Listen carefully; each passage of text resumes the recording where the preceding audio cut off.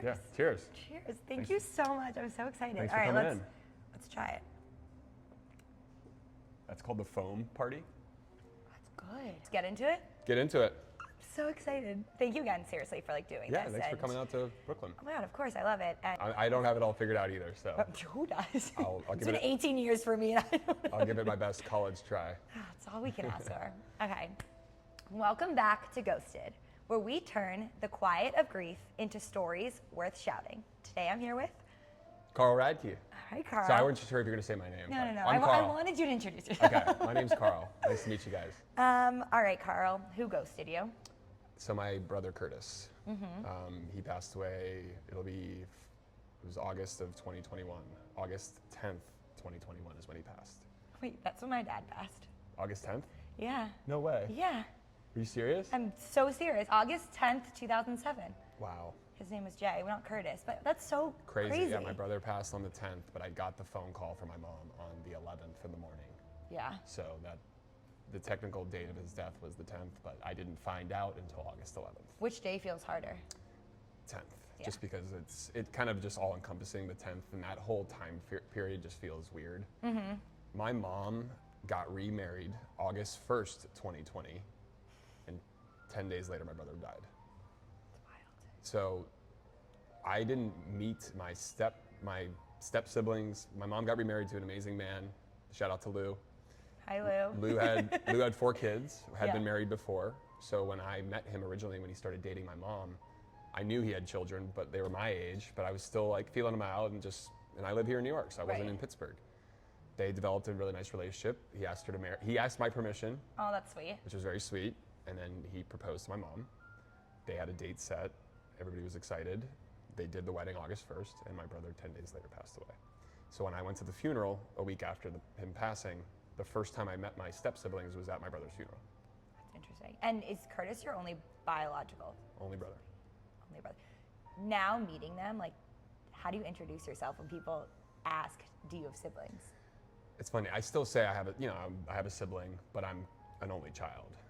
I try not to drag people into or recruit people to my misery, but some people aren't familiar with the story, so Right. they'll ask if you have a brother or sister or whatever, Right. and I'll say I have a brother or had a brother. Yeah. He's no longer with us. Yeah. Something like that. I try to be delicate, but sometimes I'm just he passed away from a drug overdose. Right. It's the reality. I was going to say, if you're comfortable sharing, how did he Yeah, pass? he was. My brother had struggled for many years with a variety of substances. I mean, from a young age, growing up, I was 5 years younger than him. Mm-mm. But growing up, I shared a little bit before we started, I grew up in a very small house, and my brother and I shared a bedroom growing up. Mm-hmm. And we didn't have a door. It was a small kind of, I don't know how you describe the house, but when you would go upstairs in our small house, there was just one room. And there would be our beds, and there was just one room, but there was no door to the stairs. It was just an open room. So for most of my youth, I grew up right next to someone that was struggling with alcohol and drugs. When did he start? So I was 10 years old, and my brother was 15, and we started to just see different behavioral stuff. My mom found marijuana and other drugs in the house. And from that point, it was kind of it went down the other path, where he was skipping class, grades weren't as good, he was getting into trouble. He was, staying out at night late, but we weren't familiar with what was going on, really. Right. We just were he's just a bad kid. Right. So my parents were tough love. It wasn't let's send him to rehab. It was no, you're grounded for 2 weeks, and we're taking all of your privileges away, which Right. only made it Worse. more challenging. So yeah, it was a young age. I was basically sharing a bedroom with an alcoholic and a drug addict. How did And that affect your relationship? it was very hard. I mean, my brother was my hero for most of my youth. I looked up to him. He was somebody I admired. I was scared of him, but also loved him. He was a great athlete, and he loved music. He was a really talented cook. So there was things I always admired about him. But as I got of 10, 11 years old and started to witness and watch fighting with my parents, the behavioral ups and downs, he had been stealing from me. Money from I didn't have a piggy bank, but I had one of those little cash things you save money as a little kid. Yeah. So yeah, just as growing up with your brother, I mean, most brothers are best friends or Yeah. mortal enemies. We were friends, but then as his drug use and alcohol use started to go into a darker direction, I distanced myself because I didn't want to be like him. I was embarrassed because he was getting in trouble at school. My brother's name was in the newspaper for stuff, and my name at that point had become known as like the problem family, or my brother was the issue. So it was really hard. I spent a lot of my 6th, 7th, 8th, 9th grade trying to be the good kid, and I was a good kid, but I really tried my best to do exactly the opposite of what my brother was doing. But my brother continued year after year. I mean, I was age 12, and I actually told this story recently on a podcast. I was having some friends over. It was in January. We were watching football. Shout out to the Steelers. They were playing the Patriots, I believe. Who won? The Patriots won. Thank you. That was when we knocked out Drew Bledsoe from my recollection, and then Tom Brady came back in. Because Brady, actually, So you're the reason that we No, started. I lied. We knocked out Tom Brady, and Bledsoe came in. It was after Brady was your starter. Okay. We knocked out Brady in the first quarter, and then Bledsoe came in and won the fucking game. Is that when he tore his ACL? I think so.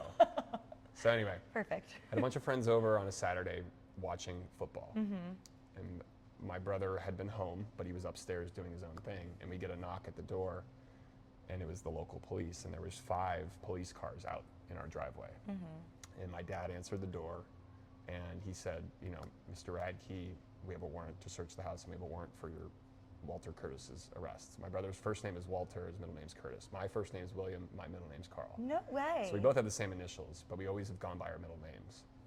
So the guy's like at the door saying Walter Curtis. I'm like, this isn't good. No one says Walter around here.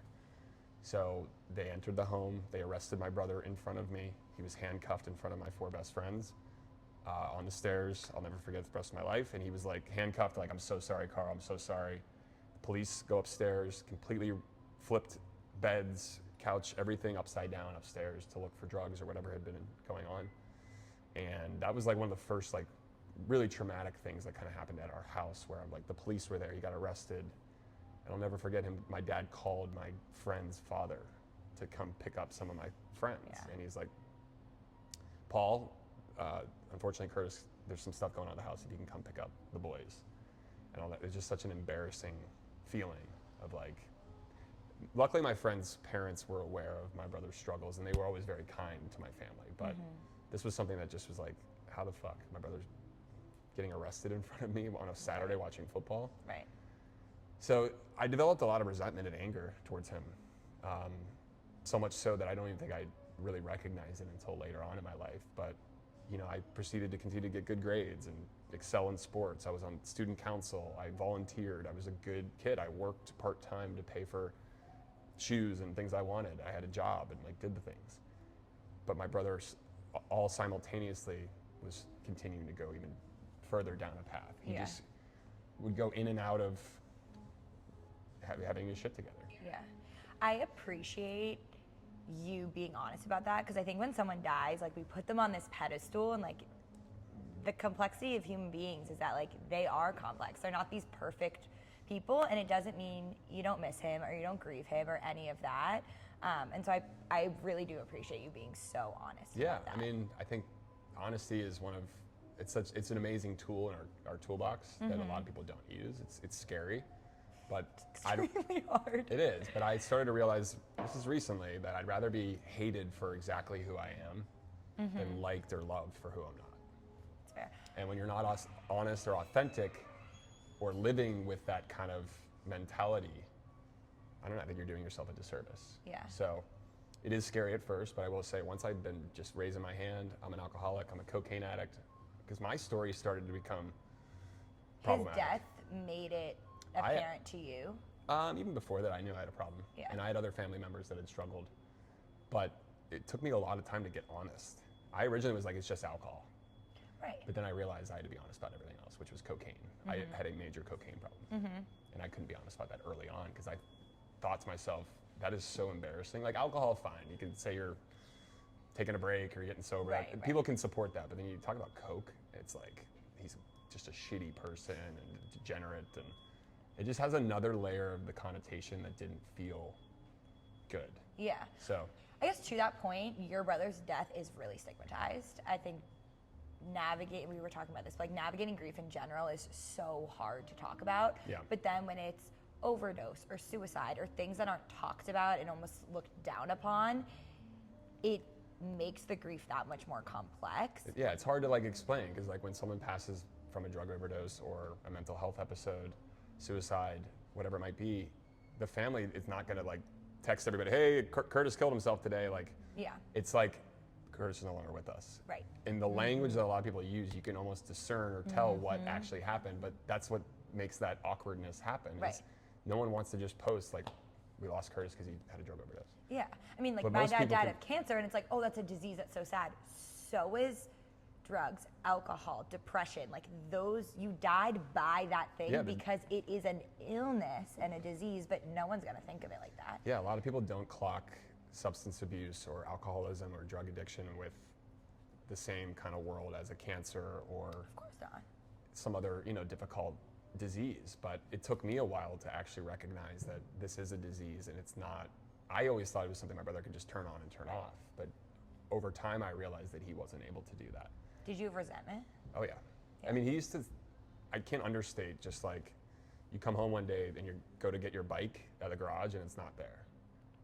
Like that happened all the time. I mean, my bike, I wasn't a big video gamer, but I did have like a Nintendo at one point, older in my career, and Nintendo's stolen.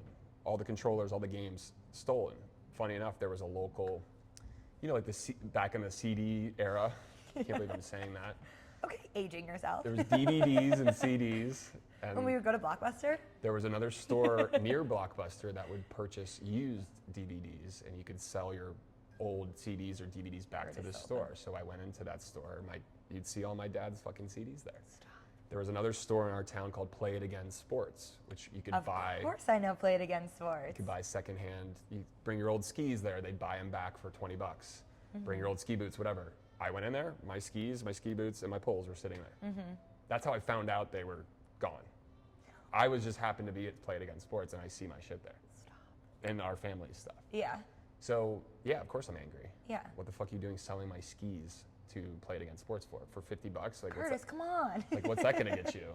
So it was hard. I spent a lot of time with a lot of anger and resentment and sadness and just embarrassment because I was just not understanding of the disease and how like struggling he really was. I mean, we did family therapy growing up. We tried a lot of different things as a family unit, Good for you guys. and it was always very difficult, but never really worked. But our family never had the resources or financial capacity to afford probably what my brother deserved, which is like a rehab. We had a family friend who was very sweet and gracious, and they offered to pay to help my brother, and our family declined because it just didn't feel right for us as a family to accept money from another family. Like, it was like an embarrassing thing in a way, that we had a close friend that was willing to. Rehab's like 30 grand. Yeah. And we were not in that position at all. So, I mean, that perpetuates the whole idea of the stigmatize of mental health and addiction because you can't even afford to. Insurance doesn't cover it. The ones who need it the It's not most can't considered- afford it. It's not considered healthcare, which is like, that perpetuates the idea that like this is such a bad thing because it's Totally. not your health. and then once you do, some of these rehabs are great. I personally never had to go to one. Was recommended that I try one. You never went? I never went. You did it yourself? Well, I had help, but I did not go to a formal rehab. Interesting. I had COVID happened, which was like a forced shutdown of socializing, which Right. actually helped me in a way, but I didn't go to a formal rehab, but I don't think I could have afforded it back in that time when I needed it. Yeah. So, yeah, to your point, like a lot of times the wealthier folks and people with a little bit more means get the real services that they need versus people that are marginalized and come from difficult family backgrounds. They really need that care, but they can't get it. And they end up with things that, are less than. Yeah. And then once you get out of these facilities, that's also the treatment plan and how you kind of. My brother did go to rehabs and halfway houses and all sorts of things, but he would get out 3-4 months later, right back to what he'd been doing. So it was this roller coaster that we were on as a family, and you'd think he was getting his shit together, and then it would go off the deep end again. Yeah. So that was always, for me, just like waiting for the other shoe to drop, always. Yeah. Because I never really trusted that he could ever really get clean. But he would have bouts and have moments, but it was just the ups and downs. How did that affect your grief when you actually found out that he had passed? Just like Um, it was, I don't know, like I was still angry, but I was more sad because I felt like maybe there's something more I could have done. There was a period of time, just to paint a picture, like so I've been a heavy drinker, major cocaine user up until 2019, like the summer of 2019, we had been filming. I had a really rough summer, like really rough. Like, I don't remember shit being that bad, but people were telling me like, yo, like it's gonna be bad when this comes out. So you would watch the show back and see what you did? I do. Not everybody watches, but I don't know. I'm a fan of our own show too, so I also want to know what happened. Right. And I would And then watch. you would see yourself. Yeah, and even interestingly before that, I would watch the show back and drink and use cocaine while watching. Just to be like, oh, fuck that. Oh, I didn't say that. Come on, you know. Right, of course. It was only making it worse. But 2019 was like this moment where I was like, okay, I have a problem, but I didn't know how to address it. And it wasn't until COVID happened in March of 2020 is where it's like, okay, now you're forced to kind of look at this a little bit deeper. I went to a therapist and said, I have a problem with drinking. And he's like, let's try moderation. You're just going to focus on just drink beer this week. So I was like, okay, I'll just drink beer. 30 beers later and a cocaine dealer delivery to the Hamptons, I'm like, okay, that didn't work. And I just kept going down this like thing. But at that point in 2020, I reached out to my mom because she had said that Curtis, my brother, was interested in connecting at one point. And I hadn't really spoken to him in like a year or two. What made you stop speaking? We had a major falling out. Back when the show Summer House started, it was the first season of filming. Summer House season 1 took place in real time in 2016. So the summer of 2016, I'm on this brand new thing, filming, having a good time. I also I did crazy shit. I was drunk, I was fucked up, I acted insane. So I would respond with like, I'm sorry, my brother's a drug addict and I got a lot going on at home, and that's what I would say. My excuse was like your scapegoat.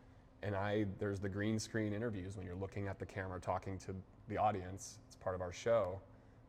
In a green screen interview, basically, I'm like, yeah, my brother's a heroin addict and it's been a struggle, and just blew up his spot publicly.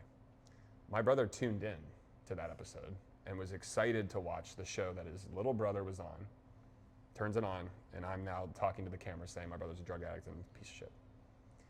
He went apeshit, and basically, I mean, text calls to me, family. He went on Facebook, which at the time was a little bit more robust than like Instagram, and posted all sorts of things about Bravo, about me, about anybody that would see what he posted would be like, okay, there's a lot going on here. Like, it was sad, but it really fucked up our relationship, and I didn't clock it and understand it at the time. I knew it wasn't right, but happened about, it was like in 2016, January of 2017 is when he watched the show and saw it. So we had this huge falling out, and literally a couple weeks later, my grandfather dies. My grandfather, his name's Carl Radke. I was named after him, but also named after my father.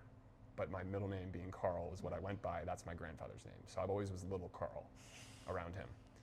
He was the patriarch of our family, and just like a big personality, great guy, but he drank, and at the funeral, we were tasked with carrying his casket. So I looked at my brother and I said, I'm sorry, I love you. And we carried my grandfather's casket. My grandfather was a Marine, so it was a very beautiful, amazing military procession and service, the 21 guns. I don't care who you are, but that is one of the most amazing things you can do for someone that served our country, and it was a powerful day. But that day is the last time I spoke to my brother at my grandfather's funeral. So it's something I kind of have struggled with, because we'll go back to now 2020. I'm trying to get sober. I'm talking to my mom about trying to meet up with my brother because I wanted to try and make a connection. And I had an opportunity in June of 2020. My mom says he's going to be available to get together on this Saturday morning. Do you want to come? And I, for whatever reason in that moment, said I just don't feel ready yet. I wanted to show up to that sober and in a good, and I just was still new and just feeling a little off. So I said, maybe I'll just wait a little bit. We started filming the next season of the show, and all I'm thinking about is I'm not going to drink, I'm trying to be sober. I told everybody in the house, I'm trying to be sober guys, and they were all very supportive and rallying around me. But I was having some drinks here and there. You know, I was moderating the best I could. And then I got the phone call from my mom on August 11th at like 7:15 in the morning while we were in the summer house. I was laying in bed. I was awake at that moment, but it's interesting. Like, I woke up in the middle of the night with a horrible feeling in my stomach. And I don't even know where that exactly came from, but my brother did pass away apparently around that time that I'm like feeling really weird, which is kind of fucks me up, to be honest. I don't know how that happens, but yeah, my phone vibrated on the nightstand and I saw my mom's name, and I don't know what I knew. I saw the name and I said, that's it, that's him. And it was a call that you're never wanting to get, but I think a lot of us who've had siblings or loved ones who've struggled big time, you always in the back of your head kind of have that feeling of like, when's that gonna happen? Yeah. Yeah, and I answered the phone and she told me what had gone down, and I don't remember this, but my friends were in their bedrooms, and I mean, Paige actually tells the story. She's like, I heard you screaming and crying from like you were in your room and I could hear you while I'm in my room, which is not even on the same floor. And I ran upstairs to find Kyle, who I did find in the kitchen. I was just like, my curse is gone, he's dead. Hugged Kyle and just cried. And then I immediately notified one of our producers. And interestingly enough, that particular producer who I love, she had a sibling who struggled big time. So she got it. She raced over to the house because this is COVID times. So it was a unique, we weren't really allowed to leave the house, and we had to wear, the production team wore masks, and there was a lot of weird things going on at that point. So she came over and we sat on the front porch and just cried. But like, meanwhile, like, I'm being filmed. Like, this whole thing is on camera. Me getting the call, me in the bedroom, me going upstairs to talk to Kyle, me walking around crying and freaking out. It's all on camera. Did you watch it? I've seen that episode. I watched it twice. And, you know, they did the best they could, I think, being respectful of the situation, but also telling the story, which was very difficult for me because in my head at this point, I'm just trying to get sober. How the fuck does my brother pass away while we're doing this, and this is going to be now a part of the show? I would have paid any amount of money, and I'm dead serious about this. I would do whatever it takes in my entire life to never have that ever be on TV, ever.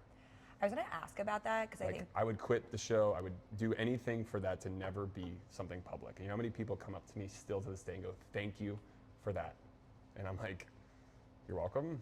Yeah. You know, I never wanted that. Yeah. I never wanted any of that. Now, I wish I would have gotten the call off camera.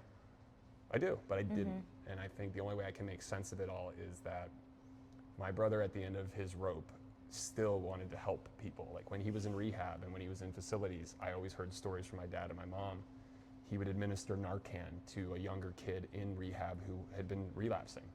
He was trying to guide the younger kids and help them with what was going on.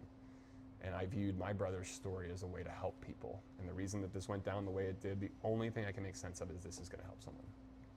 No other explanation. Because it's the most tragic thing I've ever been through in my life, and I had to deal with it on a public platform. So it was something I get thanked for and kind of applauded for, but at that time, I was not sober. And people were like giving me props for going through all this. And remember, I film a show that takes place over the summer, but it doesn't air for 7 months.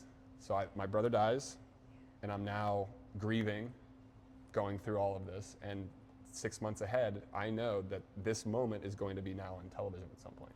I can't imagine that anxiety. I drank myself into an oblivion and isolated and just I essentially tried to kill myself by drinking and using drugs. That's more or less what I was doing. Yeah. And I was on a slow, very fast track to dying, just because I was drinking and isolating by myself. Like, I wouldn't answer my phone. I would just drink all day and do coke all day at my apartment. And then I would call people eventually and say the wildest, craziest things.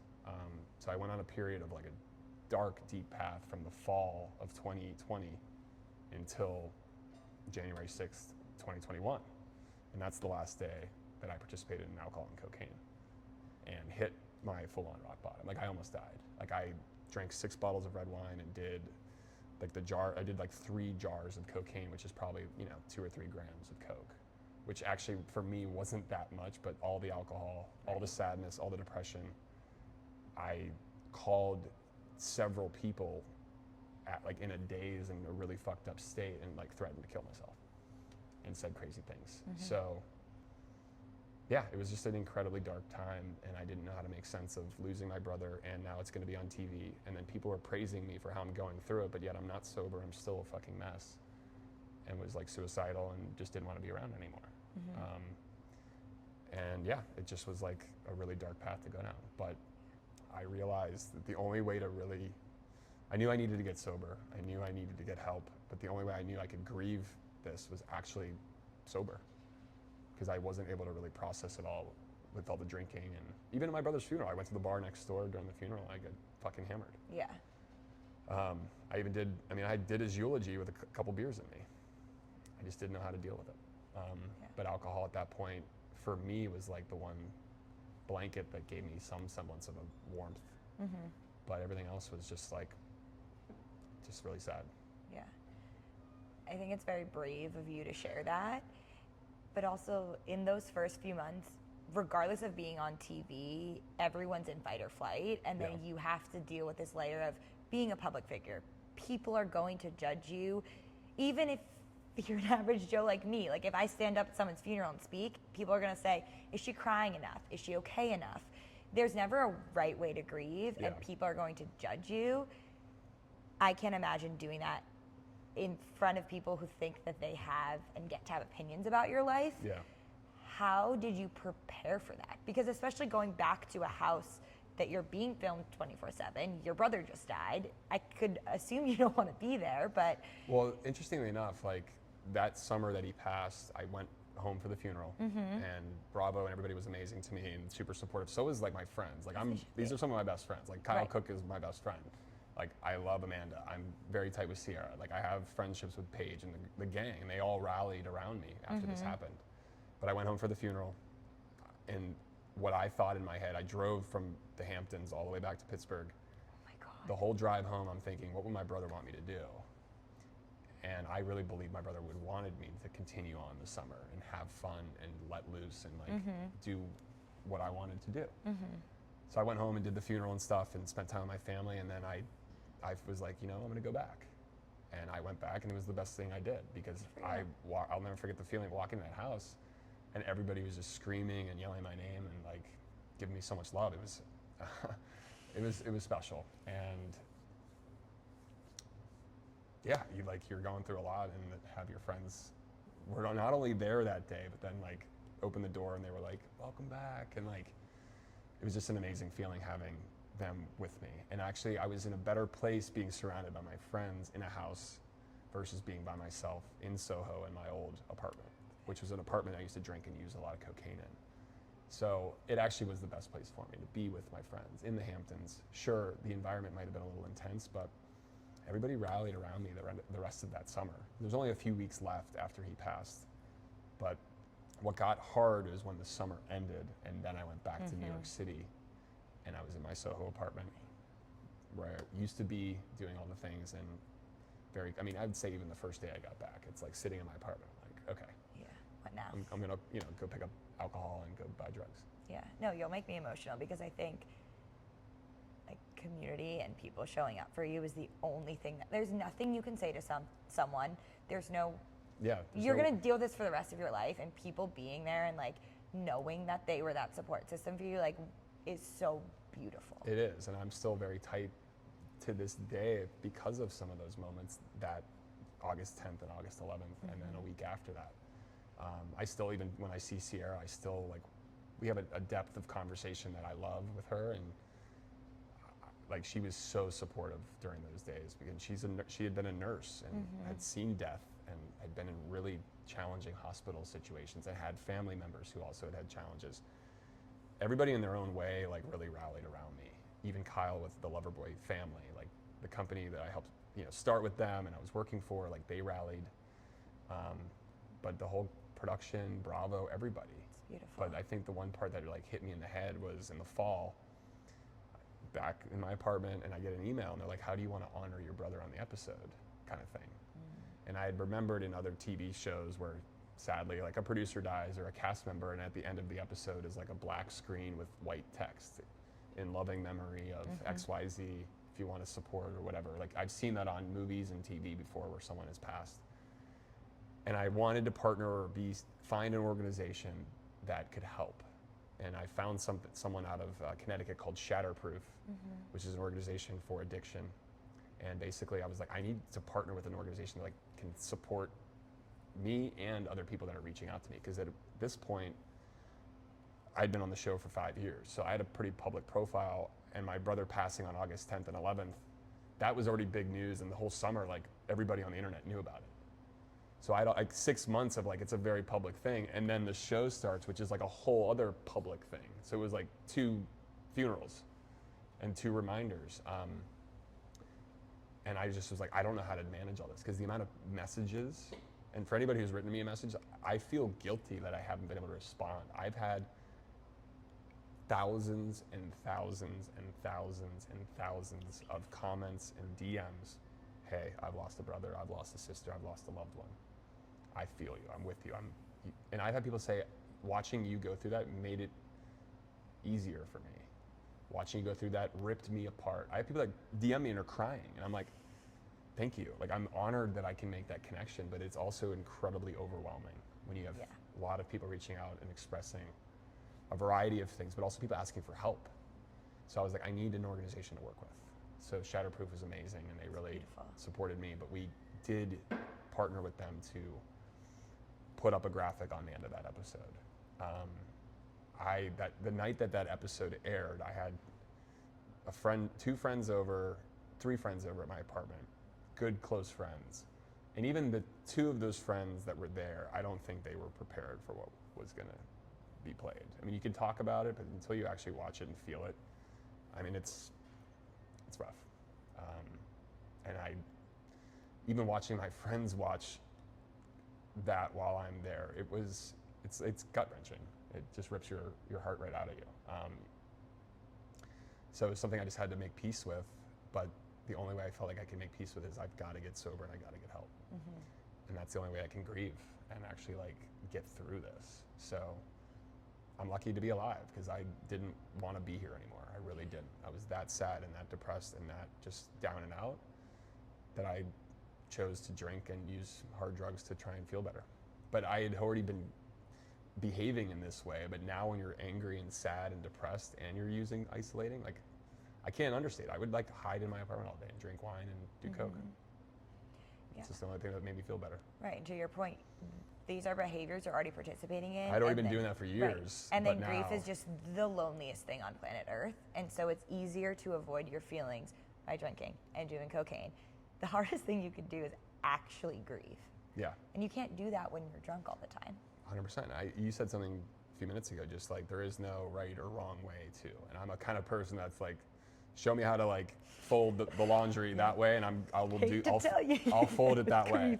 Or teach me how to swing a golf club in that way, and I can watch you do it, and I will swing the golf club just like you did. Right. Shoot a hoop, like I can mirror and behave in a way that you tell me to, and I was like completely lost. Like, and of course I met other people that had been through similar stories, and that was huge. The community of people that came together to rally was amazing.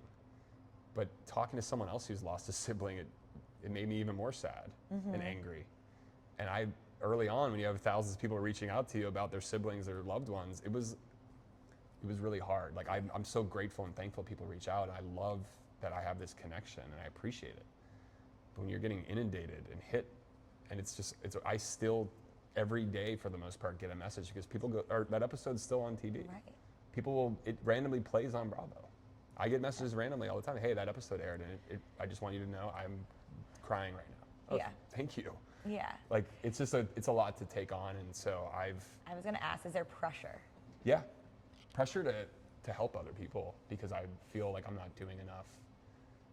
I don't know, there's a reason I'm in this position, and I feel an obligation to try and help and support other people that, I don't know, they're taking the time to reach out to me, and I don't view myself as anything, I'm almost blown, like, me? Like, why me? Yeah, you'll make me cry. Because I'm not someone with like a platform at all, but like losing my dad so young, like my whole life I feel like has been defined by this. And that's why like creating Ghost It or creating a community, like none of us know how to deal with this, so the only thing we can do is just connect to others. And hopefully someone will say one thing one time that one person relates to. And you can have 1,000 people whose brother died of overdose, and maybe none of those people will say something that you resonate with, but then you could see someone who lost their mom and they say something and you're like, yep, I get it. That's actually been the last couple of years. I've had little moments where little pieces of things have made more sense. You know, my brother lived a hard life too. Like at a certain point, you know, I was in college and he was 5 years older than me. He was, I mean, homeless, smoking crack on the streets, living under a bridge. Like, he'd been in jail many times. He'd been in halfway houses and rehabs. We tried a lot of different things, but at some point, like, he just wasn't able to get it right. So, like, when he was found, let me say this the right way. I'd been going over, like, to Al-Anon meetings and different things to, like, the community of people that have lost loved ones. And I was at a meeting 7-8 months ago. I didn't want to go. A friend of mine wanted me to go. I love this friend. She's a great girl. She goes to a lot of Al-Anon because she's been through a similar thing. But I've not distanced myself from Al-Anon. I go to AA, and that's been helpful for me. But Al-Anon is another level where you're talking about family members who've struggled and how you show up for them and how you support them. So I go to this meeting on the Upper East Side. Didn't want to go. It was like on a Sunday. It just was like not about it. I go in, I sit down, and they asked me to share about my brother's story, so I did. We finish, this woman who'd, I think, been a regular at this meeting, she looks across to me and she goes, Carl, I have a question for you. Where was your brother found? And I had explained in the story I told that he was found under a bridge. And, like, there's an area in downtown Pittsburgh that a lot of people that struggle, they're either living homeless or they're shooting up drugs or whatever, but there's, like, under bridges and other areas of our downtown, there's, like, a lot of this behavior happening. He was found under this kind of bridge area, and it's an area where a lot of people use. And she's like, what's the name of the bridge? And I was like, Liberty Bridge. She's like, Liberty. I'm like, she's like, Liberty. He's free. And I was like, and I just started crying. I was like, oh my God. And I get chills even thinking about it because my brother lived such a hard, dangerous, risky, struggled, disease through and through. He's in a healthier, safer place. Do you feel liberated? I mean, a little bit. Because everything I have for the most part of my life right now, over the last several years, is a direct result of him being gone.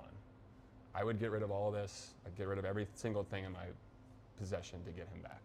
Oh, man, I'm gonna cry. But everything I now have, for the most part, is a direct result of his loss, which is the thing I always wrestle with in my life.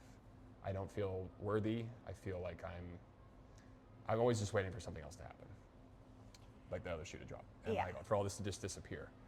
But I've been very lucky. I've worked hard, but I've been given a lot of privilege and opportunities that some people just haven't had, and I don't know. Like, I'm like, how did I get here? Like, I would do anything to get him back and trade all of this for him.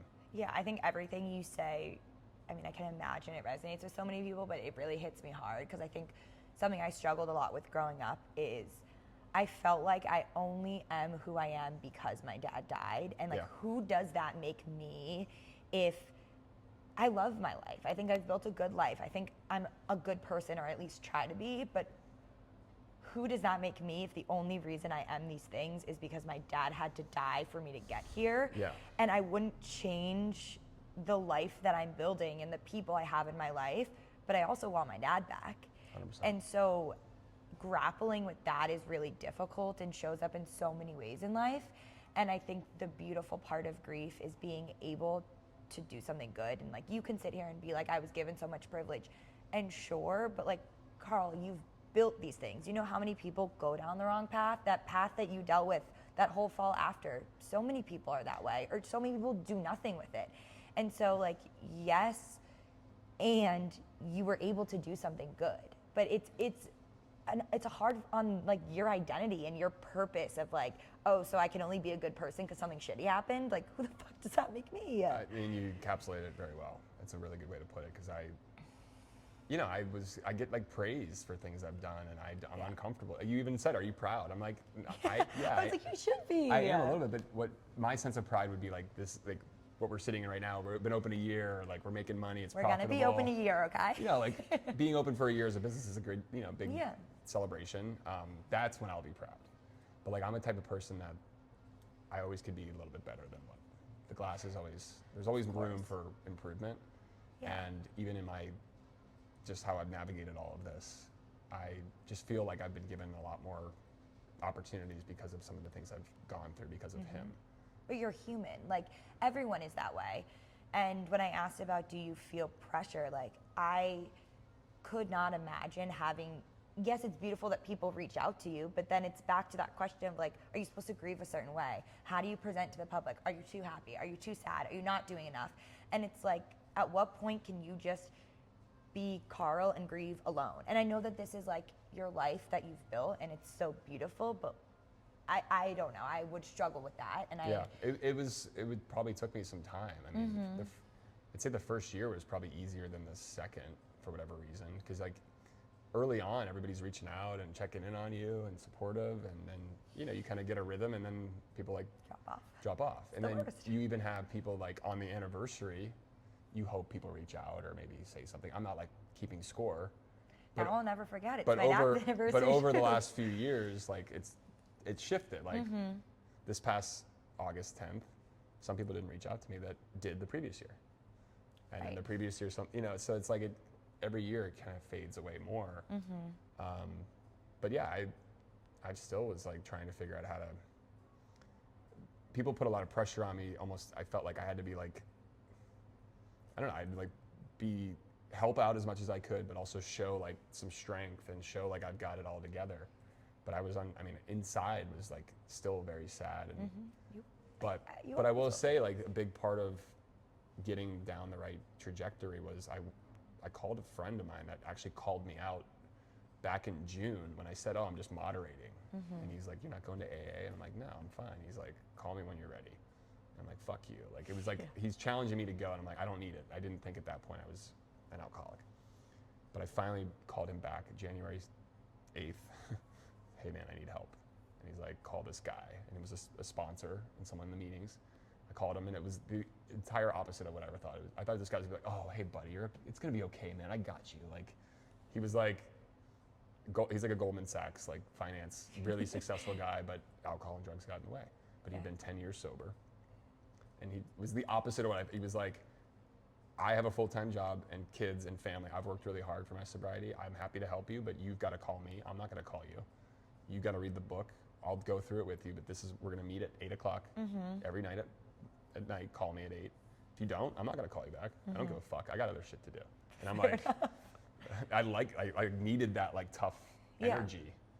But it was from that point, AA has given me a program and a toolbox to tap into to deal with the emotions and feelings that surround all of this stuff. Like, now that I'm sober, I still have to deal with life, and life still comes and hits you. And it was important for me to have the tools and put myself in a position to like actually like go through this. But then over time in the meetings and going to AA, how many people I've met that lost siblings, that have similar stories, and that feeling less alone, and you just build off of that. But that first year was really about my sobriety, so I could show up to the grief in a more meaningful way. So I was going to ask, you've dealt with your sobriety. Do you think you've dealt with your grief? Probably not, which is probably why I have these, I mean, I'm sure like you have had over the time, like out of nowhere, I'll be reminded of something of him and I'll never go away. Yeah, and I just burst into tears. Yeah. There'll be songs that come, I go to a barbershop in the East Village, and I still go in a weird way because there was a moment that happened. My brother has sent little signs. I don't know if you've had signs from your dad before. I've had so many. I love talking about signs. I like signs. So my brother was a big music. We loved music. Yeah. And he, classic rock, Led Zeppelin, Pink Floyd, and those bands, the Beatles. He also loved Guns N' Roses and some of the like the heavy metal. And that was his vibe. At a certain point. And then he got into like Fish and Grateful Dead. And some of he was a Deadhead? He was a Deadhead. Oh, one of those. Are you a Deadhead? I'm not a Deadhead. Yeah. Even though I do appreciate their music more now, but. I won't yuck your yum again. No, you're fine. You're fine. He was a big music person. We shared a lot of music together, but this has happened to me a few times where I've had moments where it doesn't make any sense at all. The only thing I can think of is it's him. And this barbershop I go to in the East Village, was going there a fair amount, and they always play classic rock. And it's like an old school East Village barbershop. No one knows me there. It's very low key. It's $20, $25 a haircut. Every time I go in there, I like hear a song that reminds me of him. And then one particular time I go in, and one of our favorite songs was "Sweet Child of Mine," which is a Guns N' Roses song. And like it's a radio station. Radio stations don't play the same song 2 times in a row. They don't. Play twice. Yes. I'm sitting in the chair and I hear That's "Sweet him. Child of Mine," plays the whole way through, and on again it comes. I'm like, So that's him. I go, that's him. So I've had these little moments that are really beautiful and make me feel connected to him. And I also look at my brother as a protector. Maybe the way I flip my thinking is all of these amazing things that I've been able to build and really go for is because my brother's been looking out for me and guiding me. I'm the same with my dad. So that's how I've tried to flip the thinking on like that feeling of like, I'm not worthy, I've got all these things because he's gone. No, he's still right here. My brother's actually somewhere in here. Yeah, where? And guiding and providing energy and protection to me, which that's what I hold on to, or try to. Yeah, no, I like have such similar feelings with my dad. And I'm always like, the people I meet are because of him. Like, I just know it. And I feel like I love, in a weird way, meeting people who've lost someone because I'm like, they're hanging out somewhere. Like, I just like know my dad and Curtis are like somewhere hanging out. Like, it's like my... Yeah, well, we joke with my family like around holidays, like my grandfather Carl and my brother Curtis. Do you ever go by William? As a pet name every once in a while. Any other signs you see from him? I look sometimes for them, and I don't maybe get them when I want them, but yeah. But they don't show up when you want them to. No, of course not. But No. there's like little things that I try to hold on to the good stuff. I know my parents, my mom, and my dad have some resentment still. Do you talk to them about him? Like, are you open as a family about your grief? Sometimes, yeah. Like we are. I mean, You hesitated. no, like it's just not like all the time. But Of course. there's been moments where I've definitely will call my dad and we talk about my brother. My dad will put on. My brother loves certain music, so we play like an album and listen to the album together and like just reminisce of. My brother had a lot of unbelievable stories. Like he was a character, and he was funny as hell. And we try to hold on to the funny, happy things. I mean, me and him loved movies together. Yeah. Like The Big Lebowski or Dazed and Confused. Like we would quote all the funny things. So even sometimes film can be another way to connect. I like that. Just remember him. But I try to hold on to the good things. Yeah. It's easy to think about the negative because there was a fair amount with him.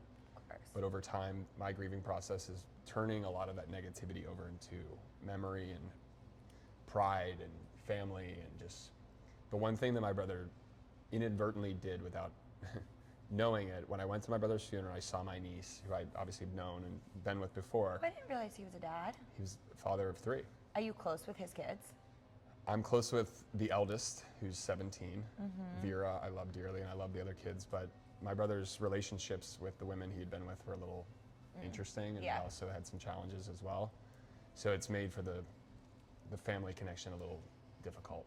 Families are really It's actually tough. it's way more difficult than I'm even outlining, but it's not necessarily my place. That's fair. But we, as a family, have really rallied around trying our best to support his kids and do all that. But there's a moment that I'll never forget. Is like I look at her and I see my brother, and Vera's a beautiful girl, but like she kind of reminds me of she looks like a Radke. She looks like us, but I look at her like face and I'm like, that's my brother.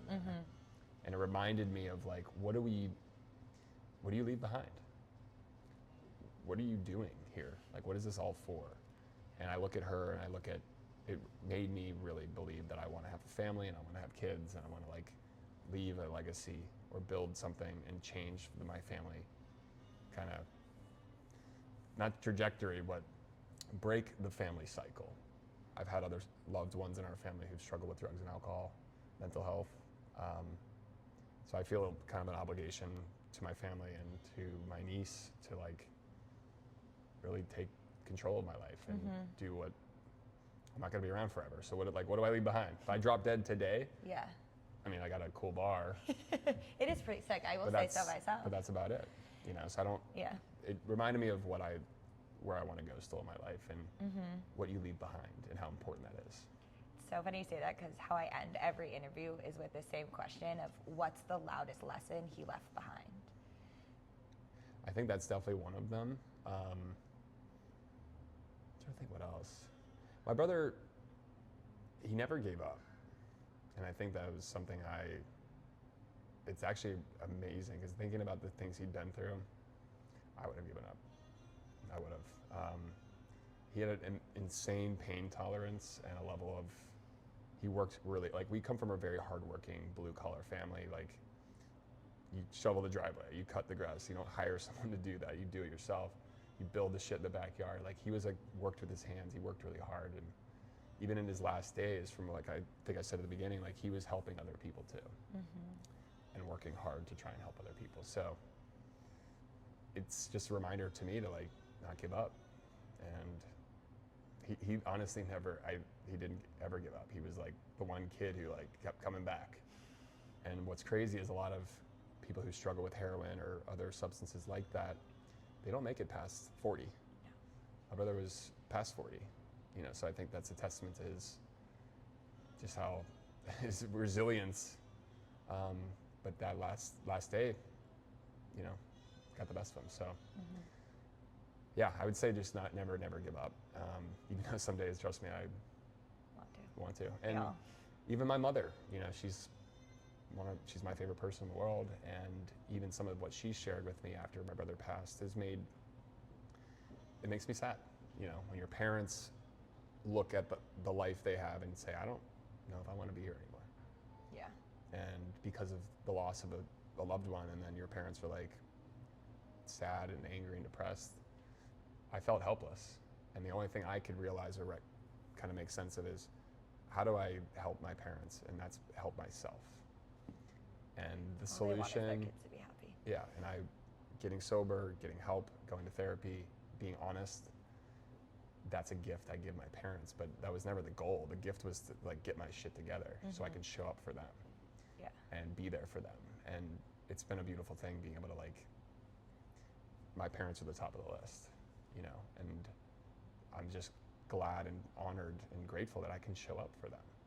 But when you hear your mom talk about not wanting to be here anymore because your brother's gone, it's like the saddest thing you could hear next to hearing your brother's gone. And I've tried to really rally around her and show that through my story and through our family that you can go through these really challenging things. And that's stuff that I talk about in the book. Just like, it wasn't a linear path. Like, you know, I think a lot of people have a perception of who I am versus like what the reality was. And it wasn't easy, but I just have kept coming back and keep working at it and keep trying. And I just hope that's inspiring to some other people. But I embody that work ethic and kind of character my brother had, which is he fucking like grinds and goes until he'll be the last to leave the work site, you know. So I try to embody that and carry that on because that's who he was. He loved to help people. I try to carry that on because that's who he was. So I think you're doing a good job. I try, but there's always going to be that part of my body that never does enough. I mean, I have good friends in recovery that do a lot of work in behavioral health and therapy and mental health and addiction. And I look at them and I'm like, they're doing like God's work. Like, that's so impressive and so inspiring and so needed. And I don't do that level of thing, but I've over time realized that even just the way I participate and share, someone out there will hear and hopefully be inspired or feel like they can get help and get what they need. It doesn't need to be what I think, I don't know, what people want for me. This is what feels comfortable for me. So I just try to share very loudly. I try to be really, really honest and just not pretend that I'm a doctor or therapist. I'm not. I just know what works best for me and try to find the right communities to plug into. The running community and fitness community has been massive for me. But of course, the recovery community has been incredible, especially here in New York. We have amazing meetings and individual. I mean, the people that I've met that are in recovery, that are sober in New York, are some of the best people in New York. Yeah. Like professionally, personally, energy, fitness. Some of the best athletes I know in the city are sober. Yeah. So it was like a whole new world that I was able to tap into. Next is the grief community. We're getting you involved. Well, I've avoided a little bit of it because it sucks. My story was so public, and I'm not this sounds crazy to say. I'm not like everybody else. Yeah. But I've had a lot of people reach out, hey, let's do this grief thing. I'm like, I don't want that. I've already done the grief. Right. 3 million people watch Summer House. Right. And that episode has been airing for the last 4.5, 5 years. on rotation. Fair. Like, it's just on TV. Yeah. Like, it's constantly Right, grief out everyone there. can see So it. it's been an interesting world for me to navigate. I've had some people pull me aside and be like, hey, I do this grief thing, or I have this grief camp, or whatever it is, and I just haven't been in a place to comfortably go there. Fair. But it's something I need to continue to take inventory of and get through that uncomfort and go and do it. It's hard. But yeah, there's a whole nother world I haven't tapped into. It's the grief world, it's giving back, it's being of service to people that have lost. The way mine went down, it's something it's so massive. There's a lot of components to it. It just wasn't, like, yeah, if I'd learned privately about his passing and it wasn't a part of an episode of TV, totally different conversation. Right. But this was something I never ever wanted on TV. And whether people believe that or not, I mean it, I never wanted this on TV. I didn't have a choice. It happened the way it happened because that's how our show works. In the same way, other things that have gone on in my life on this show have happened just the way they happen. It's real. We don't script anything on our thing. And there's nothing you can say to get things changed. Nothing. It's you got to tell the story. Right. And at the end of the day, It's like, your personal story becomes entertainment. Exactly. But the way I've reconciled, and this is, I believe, true, is my brother saved lives. And I hope that Curtis has left a legacy for sure. through him and through my story, have hopefully helped save lives too. I think so. And that's all that I can ask for in all of this. It's the only thing that makes sense of why I got a phone call while I'm filming a reality TV show. I'm in my bedroom, there's cameras in the room, it's all there, on microphone and everything. It's wild. So it's just something I'll forever have with me, but probably one of the most unusual and crazy things that could ever happen, I think, on a reality show. I can't think of another show that's explored some of this. Now, a lot of shows on reality have explored addiction and mental health, which, trust me, I love seeing those stories. They are so powerful. But what occurred with mine wouldn't happen in any other show just because the nature of how my show's filmed. It's 24/7. Correct. There's surveillance cameras in your rooms. No other Bravo show other than Below Deck is like that. So Do you feel that Bravo was respectful? Yeah, the best they could. And they were incredible to me, and they still are to this day. So I am so lucky that they've given me latitude and grace, and they've been very supportive of what I've needed. I mean, they called me instantly. They were like, do you need therapy? What got you? Do you need to take a break? Whatever you need.